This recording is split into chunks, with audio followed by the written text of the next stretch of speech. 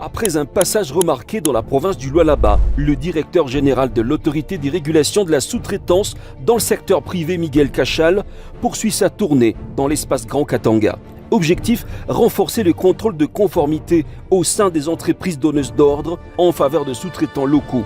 Avant le lancement officiel de cette mission dans le Haut-Katanga, le patron de l'ARSP a tenu à effectuer une visite de courtoisie auprès du président de l'Assemblée provinciale, Michel Kaboué.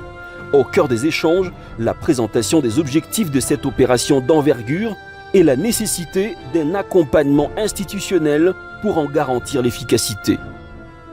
Il est de coutume, lorsque nous arrivons dans la province, il faut présenter les civilités aux autorités locales. C'est ce que nous avons fait.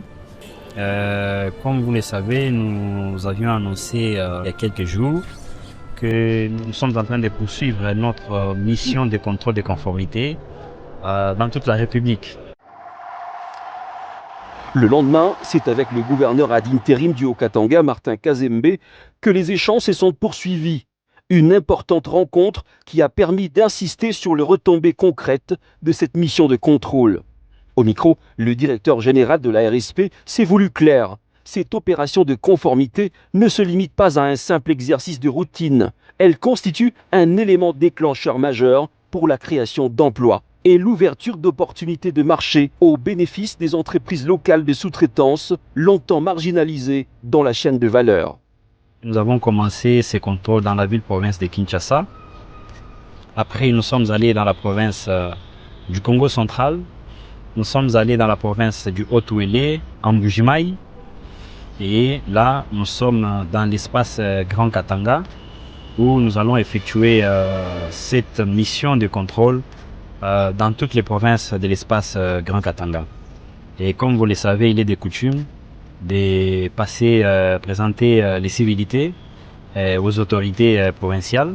L'objectif de ces contrôles, c'est de pouvoir créer des opportunités aux Congolais, conformément à la loi sur la sous-traitance, qui est une vision chère au président de la République, chef de l'État, Félix Antoine Tshisekedi Tshilombo, qui veut que les entrepreneurs congolais puissent accéder au marché de la sous-traitance.